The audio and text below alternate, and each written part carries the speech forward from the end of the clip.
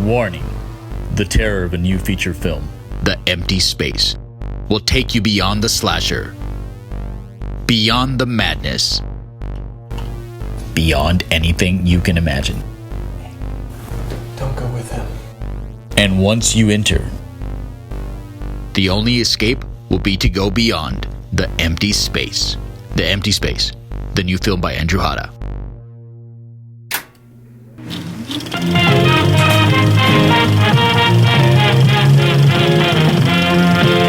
What's up, guys? Welcome back to the Bomb Squad. We're still in our Empty Space promotional tour of Bomb Squad. Josh, you even got the shirt on.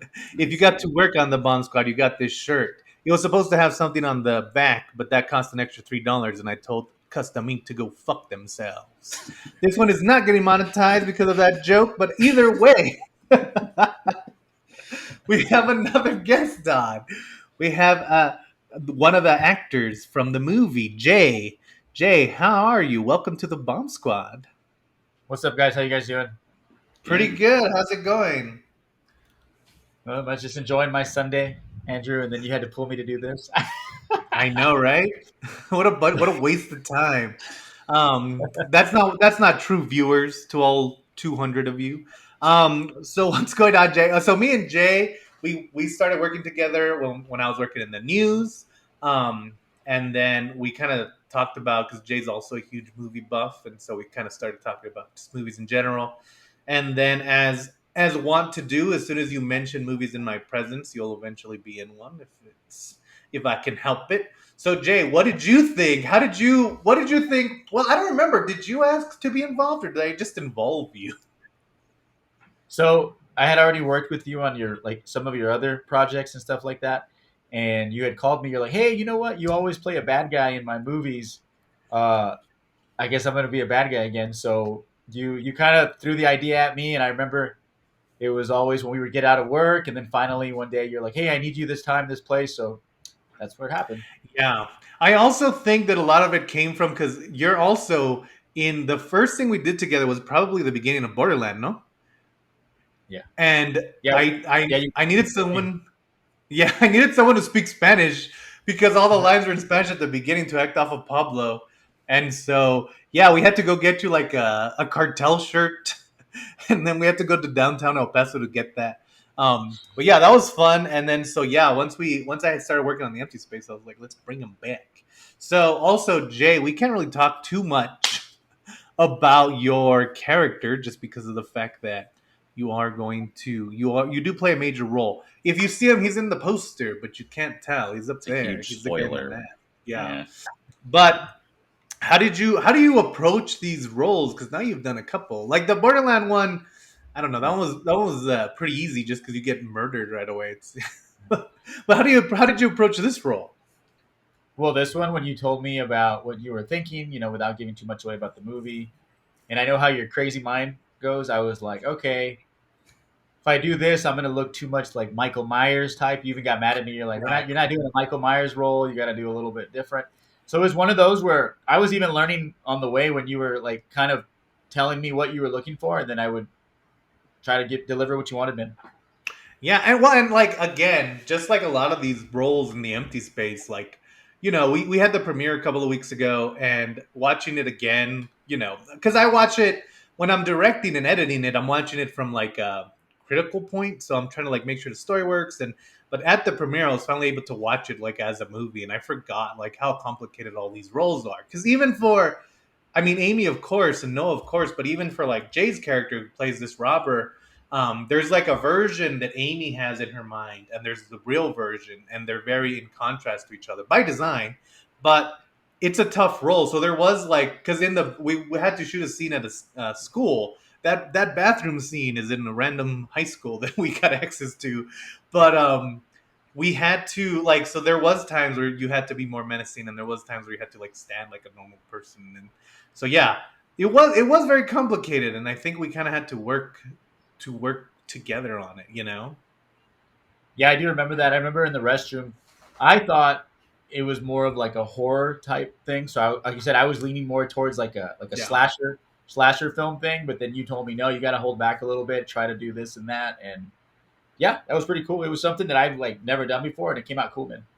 Yeah, and it also kind of showed me because this is the first time because in what Borderland is just cartel guys, and the last one's is zombies, but this is the first time where we've had like a central villain almost, and you kind of don't realize that there is a certain way to carry yourself if you want to stand like Michael Myers and if you want to be like you can't like be slouching. You have to stand up tall and you have to like walk very prominently. But Jay did that very well. You kind of managed to like work with. Like, maybe it's because you go to the gym and stuff, but like it sounds like a joke, but the ability to like work your body in a way that you can like have like you can tell a story just with the way you stand. I think that's very impressive. I think that you did a great job, especially in this one. Yeah. Well, I remember when you had me. What was it when we were filming the party scene? Hmm. And you made me kind of like. I would just mess around with my eye every once in a while, but you ended up using it in one of your. I don't know. Did you put it in the final cut when I was like moving my eye? I know you took a picture of it. No, I don't think it ended up being on the final cut just because that scene is cut so quick. Yeah, that was one of those that I thought I was just messing around. And you're like, no, do it again, do it again. Well, and that's the cool thing about being on these sets is you get to like mess around and like if something looks cool, we get to do it. Especially like on Borderland where we just kind of followed Pablo around because he's a shark and he doesn't ever stop moving. Um, Well, but same yeah, thing. You Pablo around in this movie too. So. I know, but he has less. He has more stuff to do, so he isn't able to improvise as much. But no, I think it was a good like there. You have a scene later on that is a little bit heartbreaking. It's one of my favorite scenes in the movie, which I can't talk about at all because it's a huge spoiler. But still, I think like it's cool. I remember that we had to like because again, since you're in so much of it, but you're not in so much of it, you just have to be around a lot of the time. But it also helped because you like, I mean, working in the news, you need cameras, you're able to help with lighting. Yep. And then we went on to you also play for anyone who doesn't actually read the credits. You're also the ghost face in the Scream movie that we did, which Oh was yeah. super fun. And again, it's fun because you kind of see how versatile Jay is because in this one in Empty Space you have to stand like Michael Myers, but Ghostface does not stand like Michael Myers. Ghostface, he's like Jamie or who plays him in Ghostface, but he like you're flamboyant and you have to like move around real fast. And so they're very different roles, even though they're essentially the same kind of role. And so I think that makes it a lot of fun to like see being able to bring different aspects to the same kind of character. I lost my voice that night, man, because we had to do so many takes. Yeah, it took 2 weeks for undisclosed reasons that I'll never talk about, but still, it's a fun short. And we have another short coming out that should also be fun and a bit alienating because it's about coronavirus. People tell me not to make movies about coronavirus, and I say too late. I've done it. Um, and so yeah, I think that's cool. What other shorts? Because we worked on those two, and then yeah, we just kind of worked on a bunch of stuff. But yeah, I think it's cool to kind of see what's your favorite thing about acting. What I like about acting is that you can be something that you're not like I guess in real life or something that you want to be, Yeah, and you get away with it. So like, it's kind of cool. yeah, Yeah. yeah, and I think it's kind of cool. Also, you get to see places that you don't normally get to see, and like we got to be in like that weird, like this high school. We just kind of got that because my uncle was principal at the time. Hopefully, he doesn't get in trouble. But he's already retired. So what are you gonna do about it, guys? What are you gonna do about it, school district? But but like being able to do kind of that kind of fun stuff is always cool. And what's the hardest part of being a an actor? One of the hardest parts that I got, I think you even yelled at me one time, was I remember my lines, but then when you're just sit there watching other people do their stuff, like you kind of like, it's kind of like watching a movie that you start Mhm. learning their lines and you start forgetting yours. I always had a hard time doing that when I would be sitting there like waiting for my like scene to come up, and I'd be like, oh crap, I'm forgetting what I'm going to say. So And sometimes you get kind of into it, and then you forget that you're like part of it, and you're not. You can't just like watch this movie that's happening in front of you. I think that's funny. yeah. Also, here's a little tidbit that not many people know that, and I'll put it at the beginning of this one just for funsies. But that teaser trailer we did, it's replicating the Pieces teaser trailer. If you don't know, but that's also Jay's voice because we needed someone who had a commanding voice to be the old trailer voice guy, and so I got Trey to do that. So when you hear it at the beginning of this episode, just know that that's also Jay. But yeah, that one's fun too. I like that trailer, but it literally is the most ridiculous trailer ever. It doesn't say anything about the movie, but it's so fun. But yeah, so yeah, what what do you what would be your dream role now for the next time? My dream role is hopefully one day you can. I mean, I don't mind being the bad guy. The bad guy is always cool. I guess people like that. But I don't know, something like maybe like a more serious role in the sense of maybe like in this you know how you played you had the priest in this Oh I won't yeah, give it, that was I kind of liked that role. That was a really cool role. Like it yeah. I was like it seemed fun, it seemed different. That'd be kind of cool because that's something that I normally I don't know if you would cast me for something like that, but like something normally I wouldn't play, and I thought that was cool. Like that was cool being in Yeah. that room when they were talking. He had a really like people don't realize, but he has a very impactful role in that movie. Hmm. So, Yeah, people have been. Someone yesterday saw the film and they said they really liked the priest role, and I was like, interesting. It's always funny when you see what roles people get attached to. But yeah, I think he did a great job. I think the cast is really well done in this film that I made. So I guess I'm just kissing my own ass. Um, and I was gonna say like, oh, you're not the bad guy in the next short coming out. But then I realized you kind of are. You have to find out why, audience. But yes, he's not really the bad guy. It's more love is the bad guy. I don't believe in it. It's just kidding. without Um, without giving it away, you told me bring the douchiest shirt you can find. that's the kind of love story we're telling over here. But yeah, that would be fun. I don't know when that one's coming out. I was trying to get it out, but there's like 2 shots that I need, and I need to go grab them. And then promoting a movie took a lot longer time than I thought it was going to. But anyway, so yes, watch this one. Watch Scream for more fun, and then Borderland, the beginning. It's always fun. That's one of my favorite openings. I like being able to have an opening where someone gets murdered for no reason is like the coolest part about it. And like we pulled a Star Wars because when Pablo talks to my dad, he gives them information that they get later on. But I just wanted to watch someone get macheted. But yeah, a lot of fun. So today, as always, when we bring a guest on, we let them pick. And so we picked 1993's Jay's picked, not we did, but he picked 1993's A Perfect World, directed by Clint Eastwood himself. Starring Clint Eastwood back when he was starring in his own movies. Kevin Costner is also in it. Laura Dern plays a great role in it. And then everyone else, much like a lot of our movies, there's a bunch of people that you've seen before. Bradley Whitford is in this movie, and he's playing a very different role than Yeah. you probably seen him in. But yeah, it's a very interesting movie. And Josh, tell us what this movie is about. An escaped convict unintentionally ends up on a road trip with an 8-year-old boy where they both learn a little about life. Yeah, but the movie is not as creepy as Josh has made it seem with that Well, voice that he just said. there is a pedophile in the movie, so Yeah, but it's not Kevin Costner. right, it's not Kevin Costner, but it's more of a father-son type bond. I was so. like, oh my god, what movie were you watching? So Jay, why did you pick A Perfect World? So I've always been a Clint Eastwood and Kevin Costner fanboy. I like everything that they do. I don't know. I've always loved that movie just because. For those that don't know, Escape from Alcatraz, Clint Eastwood starred in that. Um, there is a little theory that when he was making this movie, if you pay attention to the beginning of it, when they're escaping, you never really find out where the Alcatraz escapees, like, did they make it, not make it? And Right. Kevin Costner gets out. Of course, it's not on Alcatraz, but they get out, and you got the little journey. So I've always liked that. I thought that was kind of cool that Kevin Costner actually said that on I think it was like some podcast or something that he said that he always wanted to do something with Clint, and I don't know. I love both of them, so I love that movie.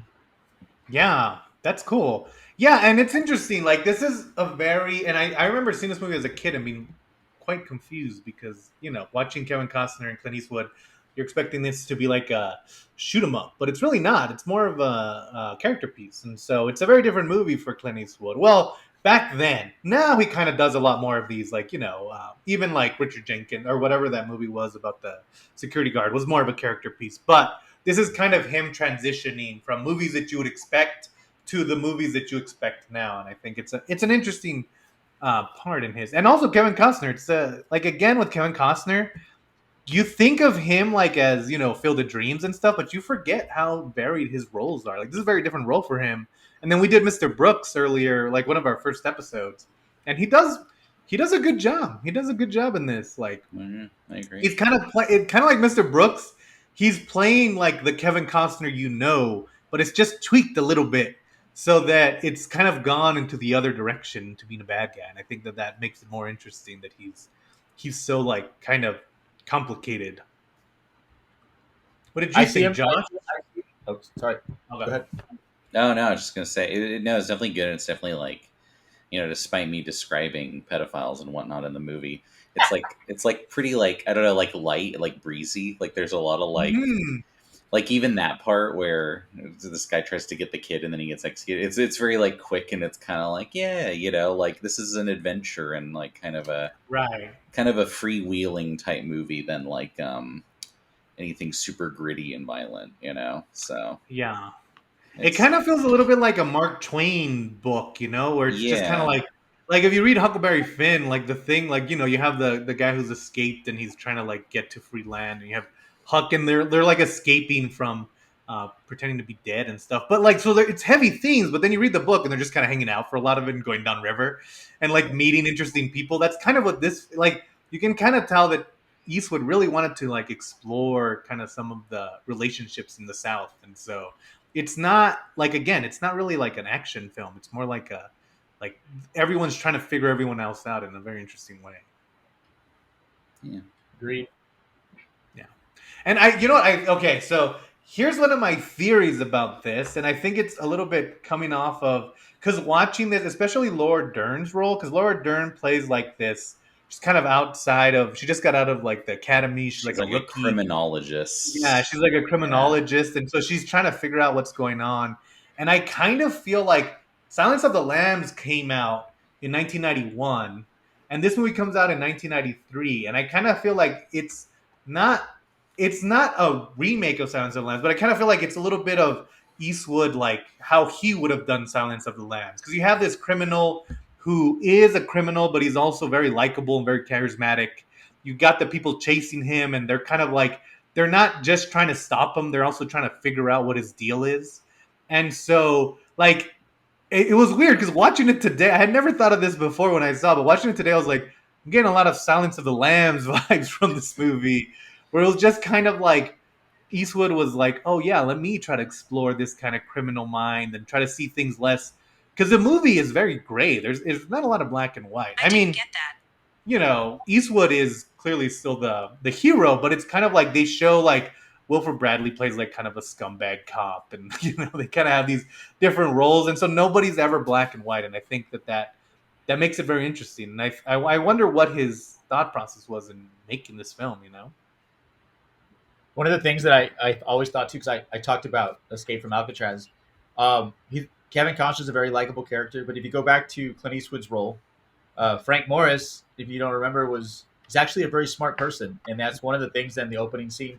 And she talks about that in the movie too, saying that Kevin Costner's role as Butch is a very smart person. So it's kind of like he can get away with a lot more things because he's not to piss people off, but he's not your average dummy like criminal. You know what I mean? He's somebody that he got caught for a reason. He did something, but he's a smart man. So I like that. And I think like they do a real good job of establishing at the beginning that he's not just like the regular criminal, because he breaks out with someone else, and like that guy, like at the very beginning, he tries to he takes like a woman hostage, the guy, the kid's mom, and he's like kissing her and like doing everything, and then Kevin Costner comes in and kicks the shit out of him in a super cool scene. And so it's kind of like establishes right away that like, oh, he's not going to let that kind of stuff slide. Like they're both criminals, but at least Costner has some kind of code of ethics. But they also like another good thing is you don't expect it again, but like Costner is never like the threat is always still there, even though Costner is portrayed as someone he's not going to be rash, but that's also a little bit more dangerous. Like there's a scene where they talk to this family and their family's like helping them get through. They don't know they're criminals, but then eventually they rob them, and Costner's like they're driving away, and Costner's like the dad was very smart to not do anything because if he had done something, I would have killed him. And then where would the family have been? And it's like you're kind of like, well, yeah, I agree with you, but also you wouldn't have to kill me. It's your actions, and so I like that they keep his threat level up the whole time, where you're not 100% sure what exactly he's gonna do and whether he's gonna leave this kid alive. And like for the most part, you think that they're bonding and they're getting to know each other, but there's always that little hint that The menace. he's not that far away from being a menace. Yeah, and I think that makes him more interesting of a character to me. Well, and that kind of comes out at the end too. Mm-hmm. It's very like Yeah. Also, Well, if you remember, guys, remember when he steals the first car because he wanted the Ford? mm-hmm. He was Yeah. going to kill the old man. He was going to kill the old man, but then he Buzz ended up binding him on the bite his fingers so don't have to kill him because like you said, he's a bad guy, but he's that good looking, happy, that guy that you'd have a beer with kind of guy, but Yeah. yeah, Like, but he'll start some shit if he has to. yeah. that was funny too because they were arguing. It's the two, him and the other, like the violent criminal, arguing over like Ford or Buick. It's like both terrible choices. Just Also, I got mad because like there's a scene after they steal the first car, they're just kind of driving around, and the dumb criminal like he's got the gun and he shoots a water thing and he's like leaking water. I was like, man, you suck, dude. Don't leak their water. Like that's so much water to leak. That was the main thing I got from this film. Not to shoot yeah, water. he's a rapist and he's not a conservationist. And he wastes water. What the hell, man? And like part of it too is, and I think obviously, and the movie almost like rushes to like him and this kid are like bonded, like because they almost Mhm. like fall in together very easily. But like at the very beginning of the movie, it's like the kid really wants to go like trick or treating, and then his mom doesn't let. He has like a Jehovah's Witness mom who's kind of like strict, It's like no, we don't do any of that. His dad's not around, and then Kevin Costner kind of asks him about it, and then you kind of see in the movie as they're like interacting with people, if like Kevin Costner like tests if it's like, oh, is this person a good father? And if they are, he gives them more of a break than if they aren't. Because when the guy Right. like hits his kid and stuff, he like that's when he like totally like freaks out. It's kind of an interesting, it's like kind of like the he's clearly you find out that the reason he went to prison involved his own father being a bad guy, so it's kind of like an Right. interesting like And I think neighborhood. it's even more interesting because that like line of ethics is also what kind of gets him in trouble at the end because like he said he's like beating up this dad, but then the kid like the kid that of the dad is like, no, don't hurt my dad, don't kill him. And it kind of like it opens the world because like we said, every character in this movie is great, but Kevin Costner's character looks at people in black and white terms, and that's how he decides whether, like Josh said, whether he's going to be lenient or whether he's not going to be lenient. But that scene kind of shows the problem with that, where if you're looking at everyone as either good or bad, you don't really grasp the whole thing. And I think like that, like, I don't know, that's just a very interesting way to put a character and also like kind of challenge his worldview. Because again, you also have Clint Eastwood playing Red, the sheriff, and he doesn't look at anyone as gray. He just kind of looks at people as how they are. And so it's a very interesting contrast because you have Costner who's looking at everyone black and white, and then you have kind of Eastwood who's not doing that, and then you have Laura Dern who's kind of trying to explain to Eastwood what he already knows. In a way, they've just kind of come to the same agreement in different ways. Where she like studied like books and stuff, but Eastwood figured it out because he's been around and he's been a sheriff or whatever. I think he's a Texas Marshal. He's been one for like 30 years, and so he's like, yeah, I know. Like I already know everything you're trying to teach me. I just don't like make it a big deal because it's just how I do my job. And she And- calls him a hillbilly Sherlock Holmes at one point. That was pretty good. No, that is cool too, because when it first started and she's like, I'm a young, inexperienced criminologist, I was very much like, oh, is this going to be one of those where like a lot of cop movies, like psychology is like bullshit, like they're always like idiots who don't know anything. Right. But it's like, no, him and Laura Dern like agree on this situation. and then they kind of show like to contrast like Bradley Whitford is like a psychopath FBI agent who's like he even like I think he goes up to Laura Dern. He's like, I like to mix business and pleasure. Like he's trying to Yeah. like sleep with her like during the thing, and then he's the one like ready to like kill Kevin Costner at the end. He's like, let's just shoot him in the head, you know. So Yeah. it's like kind of funny. Like it's like I know you had these two cops, good and bad, but you know. Yeah. I also want to know what exactly his plan was.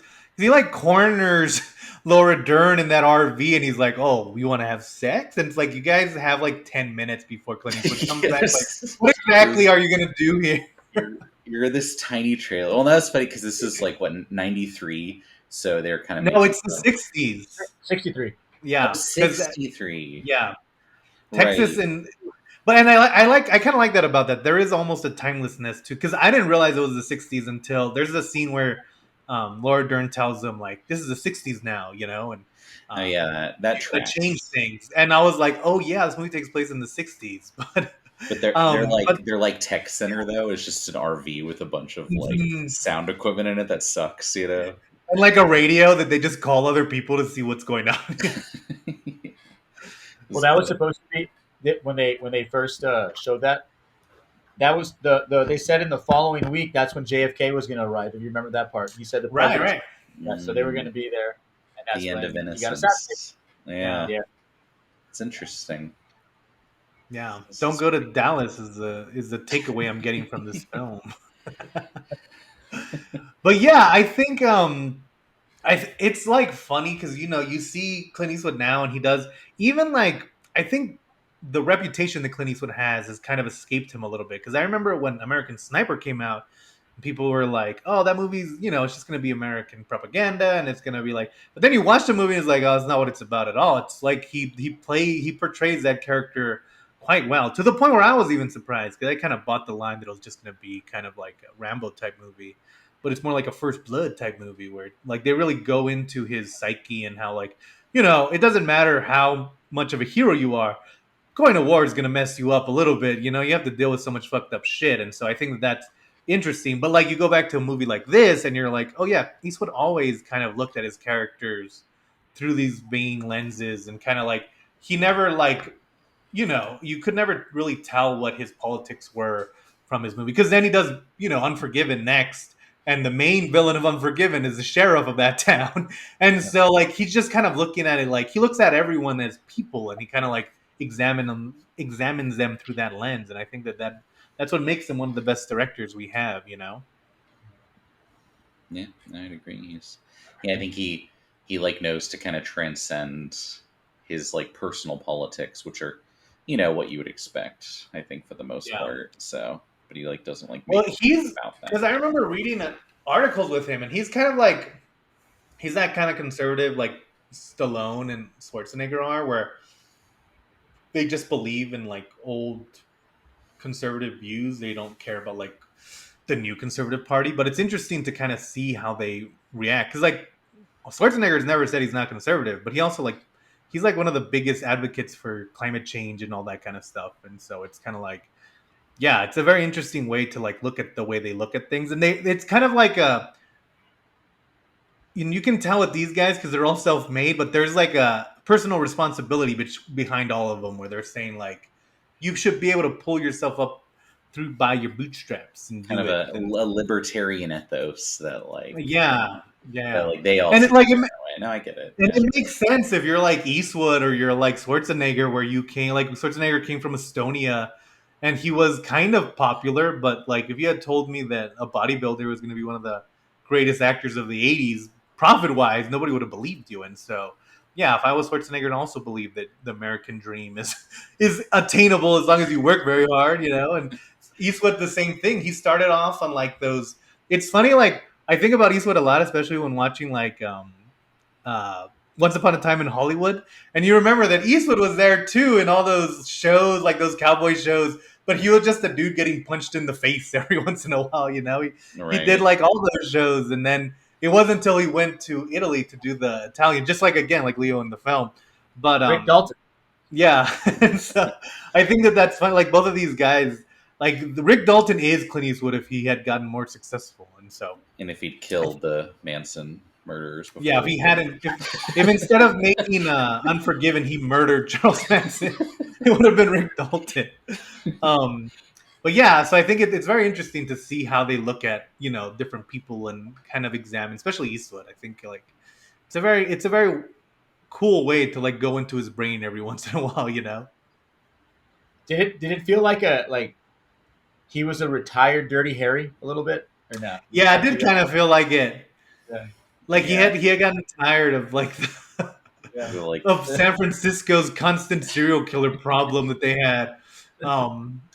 Every also, like, there's a surprising amount of Dirty Harrys that are about serial killers when you watch them. I think it's cool to me because I would honestly say I think he's in less than 15 minutes of the movie, but it's like just it being Clint Eastwood like brings like He a brings presence it, to yeah. it where you're like, oh, I already understand this character, even if he's not really like necessarily like in it. That much. It's a very interesting because like you could have almost taken Eastwood out, and just had them meet the cops at the end. But I think that's why I'm telling you, I think it was a little bit inspired by Silence of the Lambs, where because the whole time, every scene with Eastwood is just them kind of like examining why Costner would do this and like what his motivations are, what his motivations could be.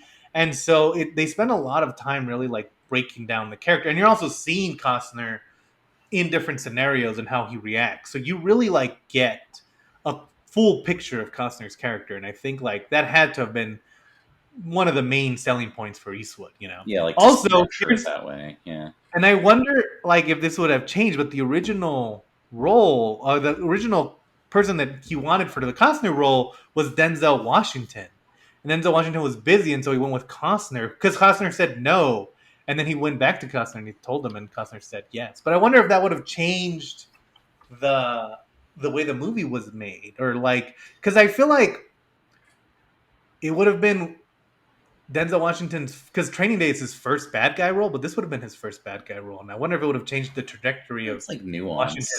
I don't know. Yeah. It would definitely be Well- like different because you'd think like, Mhm. obviously like Because this is Mighty race element Quinn. would be like, Yeah, you know, this is Mighty Quinn Denzel Washington. This is like hero Denzel Washington, where he was like Pelican Brief Denzel Washington. I think Denzel would have done a great job, but I think it goes back to the political thing. I Mhm. think Kevin Costner in the '60s gets away with a lot more stuff. Yeah. He can blend in with the community. Mhm. That's why he got away with a lot. Remember, Right. even when they were in Noodle, Texas, with the "You ain't so friendly" with the friendly. like, right. Well, there's Yeah. almost like a meta narrative of like he's so easygoing and just like a handsome like guy that Yeah. even like Yeah. there's like 6 close calls where he's just like he's never worried. He's just like whatever, and then he gets out of it immediately. It's just a very funny like just kind of like breezing his way through the plot, which might not have been as believable if it's Denzel. You'd be like, Yeah, oh, well, he had Denzel in the fight to get 60s, out. yeah. In the 60s, yeah. Yeah. In Texas. Well, and I definitely think that Costner having like, I mean, I can't think of a more good old boy American stereotype than Kevin Costner, and I think that the fact that they play with that adds a little bit level of like to the movie, and I think especially at that time, Denzel Washington just didn't have the star power, and he like again like just having him in the '60s, you would have had to change a lot of the story just to like kind of relate it to how Black people were treated in the '60s, and I think it wouldn't have worked. It would have been a completely different story. And of course, Denzel Washington, like the other two, was like one of the best actors. So I don't think he would have done a bad job. But I think that they kind of got. I think it works better with Kevin Costner, the story that they're trying to tell right now, than it would have with Denzel Washington. Yeah. I think it's good. I think it's a good movie. I think I just like that it's like a road trip movie. They're in an RV. They're just hanging out. They want coffee. Everyone's and they're getting into little adventures. What's funny? I was reading about like the production on it, and it's like Steven Spielberg was interested in directing the film, but was unavailable due to shooting Jurassic Park. And it's like that sounds like a nice excuse. He's like, "Sorry, I'm making the biggest movie of all time. I'm not busy to direct this like super like low key." It's just very like you could be like, "Oh yeah." He was going to direct Borderlands for me, but he was busy shooting. Which is true. He was busy shooting Ready Player One. Who won that? Who won that role, Spielberg? Borderlands is a better movie, that's for sure. I think and again, I mean, Spielberg's great. I'm sure he would have done a really good job as It would well. have been But a I think different movie, yeah, you needed that. again, you needed that grittiness of Clint Eastwood to kind of like keep it, because I feel like if it had been Spielberg, he would have taken out the threat too quickly, and Costner wouldn't have been as threat. And you need Costner to be threatening, because if they're just pals, then you don't really want him to like escape, or you don't want to see how it ends because you're like, well, he's safe, you know. Where in this one, even though you think for the most part he can be safe, it's still that thing where it's like Costner could go off at any second. He could leave the kid. He could like kind of force the kid to go with them, or you know, he could hurt someone for the kid. But you never know what exactly he's gonna do. I feel like Spielberg would have like taken that out pretty quickly.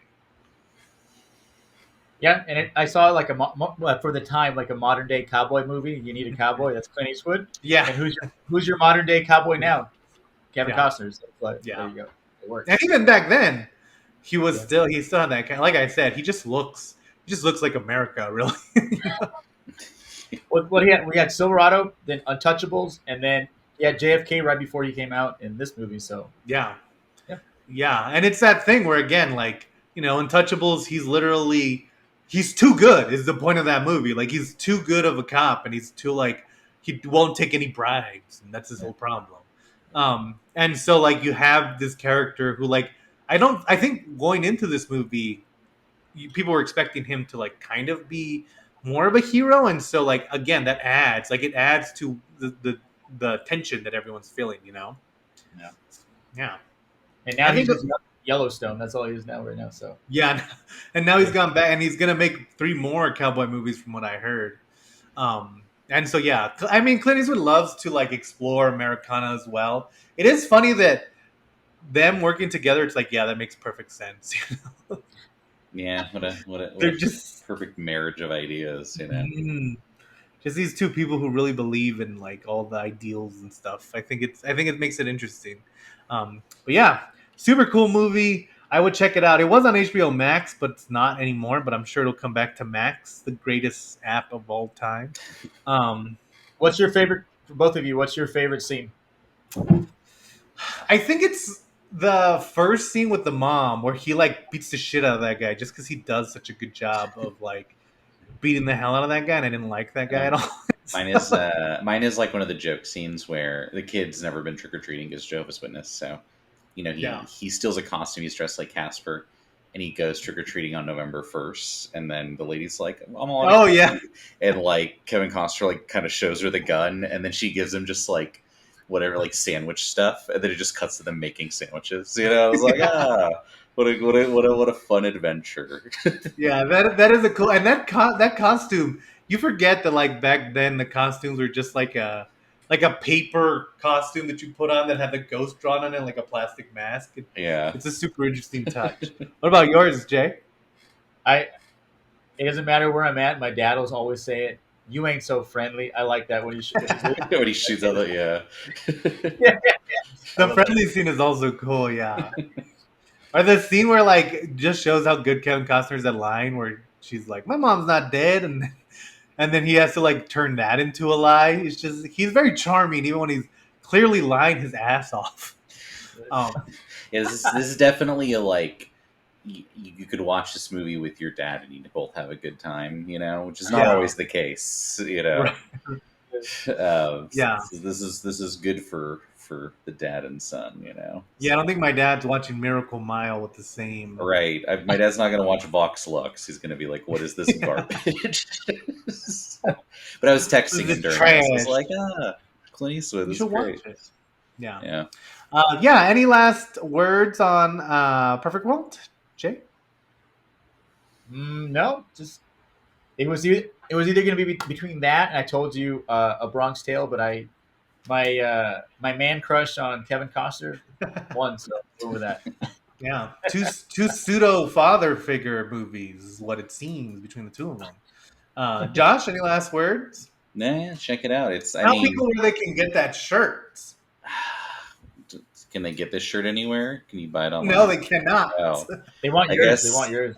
Drive to Andrew's house where he probably still has like 10 of them in a box somewhere, and then hold him up at gunpoint like Kevin Costner in the movie. And then we'll go on a road trip. You'll get a father-son thing going. Yeah. So, But yeah, any last word before I cut you off for a non-joke?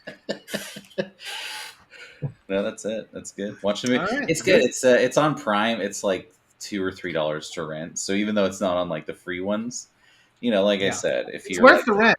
hey, I have to watch a movie with my dad, or I haven't seen a Clint Eastwood movie in a while and would like to see one done in his current style from 30 years ago, watch Yeah. this. It kind of like, it's that thing where people say Clint Eastwood makes the same movie over and over, kind of the way they say the same thing about Scorsese.